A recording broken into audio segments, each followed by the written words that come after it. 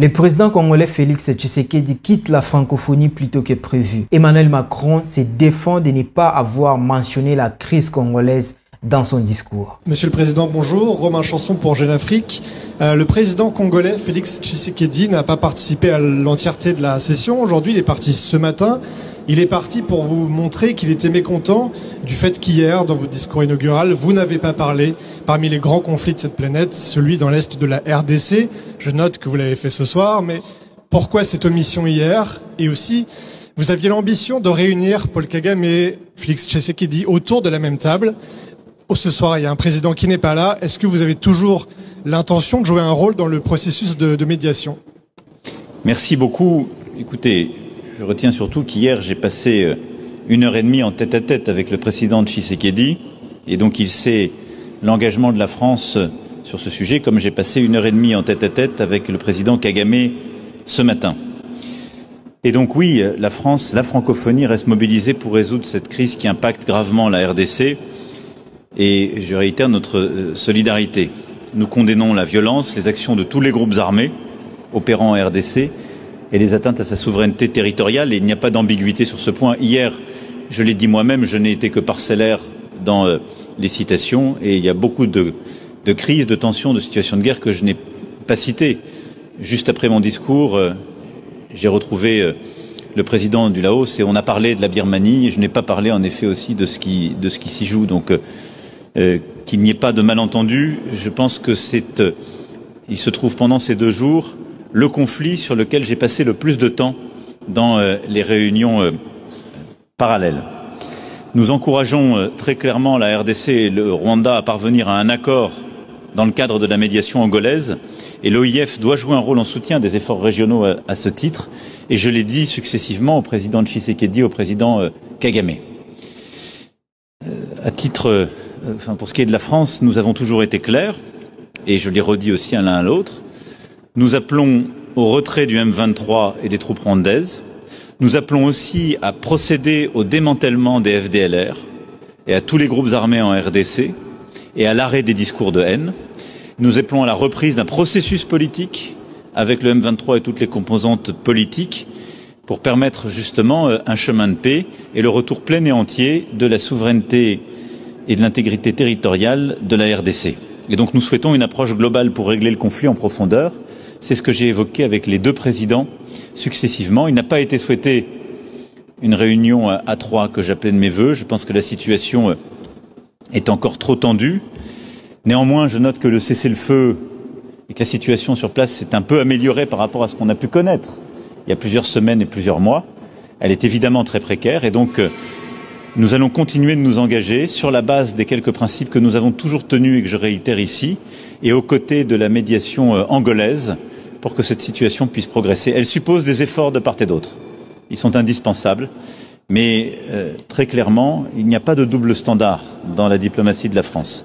Et donc nous sommes attachés à la souveraineté et l'intégrité territoriale partout. Ces discours avaient choqué les autorités congolaises, voire même la population. Tu vois, pour la guerre, il n'a pas parlé. Tu vois ce qu'il a fait, il sait ce qu'il a fait. Et pour nous, ça nous a choqués. Parce que tu vois, aujourd'hui, tout ce qui se passe entre Israël et Palestine, ça n'a pas de représentants congolais aux travaux en huis clos de la francophonie, ce qui a fait que le président français Emmanuel Macron n'a pas réussi à réunir Paul Kagame, le président rwandais, et Félix Tshisekedi, le président congolais. La République démocratique du Congo, le plus grand pays francophone dans le monde entier, n'a pas apprécié le manque de respect du président français Emmanuel Macron au 19e sommet de la francophonie, ce qui a fait que Félix Tshisekedi tourne les dos aux travaux en huis clos. Le président Félix Tshisekedi de la RDC est parti plus tôt que prévu du sommet de la francophonie. Les autorités congolaises auraient été frustrées que la RDC ne soit pas mentionnée par Emmanuel Macron parmi les pays en conflit. Notons que la France a soutenu la candidature du Rwanda, un pays anglophone, à la tête de la francophonie. Parallèlement, la France a refusé d'envoyer ses athlètes aux Jeux de Kinshasa. Et maintenant, Macron omet volontairement la RDC parmi les pays agressés. Plusieurs Congolais ont directement réagi face à cette situation et ont demandé au président de la République démocratique du Congo, Félix Tshisekedi, de quitter cette organisation. Voici l'extrait de la vidéo. Et sur la voûte de la grande cour, vous avez vu tout à l'heure en immenses lettres d'acier trôner les mots français forgés par toutes les parties du monde. Zibulateur, camembéré, techniqué, comme on le dit au Rwanda, cher Paul. Et cette francophonie qui nous unit a été pensée et voulue, je le répète toujours, par d'autres que la France elle-même. Elle a d'abord été voulue par nos écrivains, puis nos journalistes et nos radios. Elle a ensuite été promue et institutionnalisée en 1970 à Niamey par les présidents Senghor, que la francophonie, oui, est un lieu où nous pouvons ensemble porter une diplomatie qui défend la souveraineté, l'intégrité territoriale partout à travers la planète, qui porte le même discours aux côtés de l'Ukraine, agressée aujourd'hui, menacée dans ses frontières et dans son intégrité territoriale par la guerre d'agression russe, mais qui défend une vision où il n'y a pas place au double standard, où toutes les vies se valent pour tous les conflits à travers le monde. Et nous tous croyons à la liberté des peuples à disposer d'eux-mêmes. Sommes convaincus qu'il ne pourra y avoir de paix au Proche-Orient sans solution à deux États. Nous tous, nous tenons aux côtés de nos frères arméniens pour le respect de leur souveraineté, de leur intégrité territoriale. Nous tous, nous tenons aux côtés du peuple ami libanais, aujourd'hui bousculé dans sa souveraineté et sa paix. Nous tous, nous tenons aux côtés aussi de la souveraineté de tous les peuples et de tous les États du Pacifique, qui doit être une région apaisée et où nulle puissance ne saurait remettre en cause cette paix par des provocations territoriales ou quelques reprises d'essais que ce soit.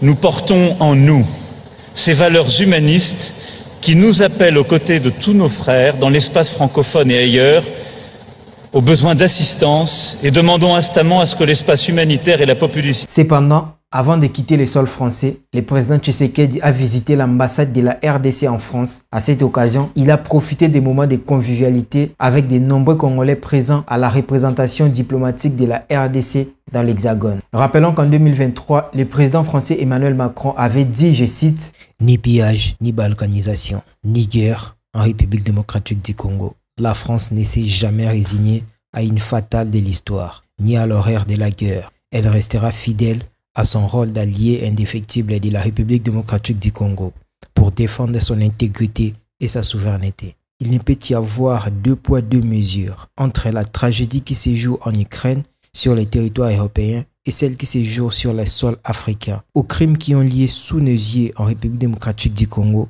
nous ne devons pas ajouter l'oubli et l'abandon. La France sera la première à répondre à l'initiative de l'Union européenne d'un pont aérien humanitaire à destination de Goma. Nous allons débloquer une contribution immédiate de 34 millions d'euros d'aide humanitaire. Chers Congolais, nous devons nous réveiller et quitter le monde des sentiments. Puisque nous donnons à la France la place du censeur ou des parents, alors nous devons comprendre qu'un parent peut agir sans forcément citer le nom de l'enfant qu'il préfère. Alors soyons intelligents. Le Rwanda n'est pas lié par les sangs à la France. C'est juste une question d'intérêt. Venons à la table des négociations des intérêts. Est-ce que le plus important est qu'on cite le Congo ou le Rwanda? Point d'interrogation. Le président du Sénégal a compris depuis son élection qu'il n'obtiendra rien de la France et il n'attend rien de la France, raison de son absence au sommet de la francophonie. Selon d'autres analystes congolais, le président de la République n'aurait pas dû se rendre en France pour le sommet de la francophonie. Il fallait se faire représenter par les ministres. Ça aurait été un signe de protestation majeure face à l'immobilisme de la francophonie qui n'a jamais condamné l'agression de la RDC par le Rwanda. Et face à la passivité de la France qui a toujours ménagé Kagame dans son activité meurtrière en RDC. Je vous laisse suivre quelques infos du jour de la RDC que vous avez ratées. Info du jour 1. 19e sommet de la francophonie. Plusieurs Congolais indignés du fait que Emmanuel Macron aurait volontairement omis la RDC des pays agressés. Ils ont demandé au président Félix de quitter cette organisation. Le président Tshisekedi est parti plus tôt que prévu du sommet de la francophonie. Il n'a pas participé aux travaux en huis clos de l'après-midi. Les autorités congolaises auraient été frustrées que la RDC ne soit pas mentionnée par Emmanuel Macron parmi les pays en conflit. Notons que la France a soutenu la candidature du Rwanda, un pays pays anglophones à la tête de la francophonie. Parallèlement, elle a refusé d'envoyer ses athlètes aux Jeux de Kinshasa. La tension monte au Grand Katanga après le soupçon de l'arrestation imminente de Moïse Katumbi. Selon le jeune du parti, c'est une provocation. Bino boza pene ya chef de l'État. Botika ba intimidation na bino. Moïse Katumbi aza mwana na biso, aza makila na biso. Tracasserie mo bandi.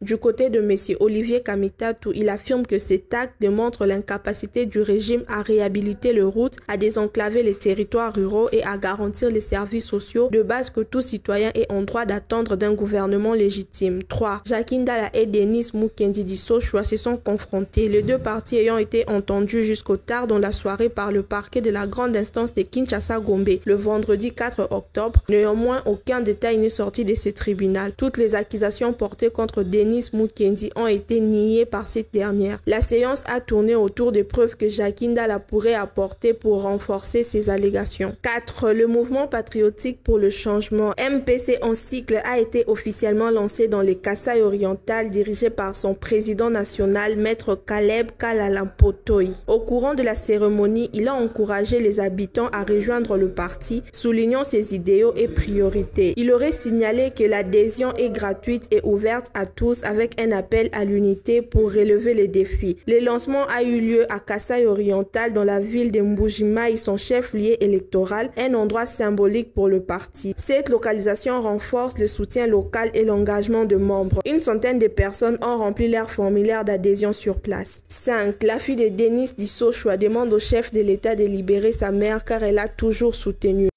Je viens faire cette vidéo pour demander au chef de l'État de relâcher ma mère, puisque ça fait à peu près une semaine que je vois des vidéos de ma mère en train de se faire arrêter. Ma mère a toujours défendu le chef de l'État ainsi que la première dame dans des situations où ils se faisaient lyncher sur les réseaux sociaux. Rassure-toi de t'abonner, c'était Tout Face Actu, nous t'informons chaque jour.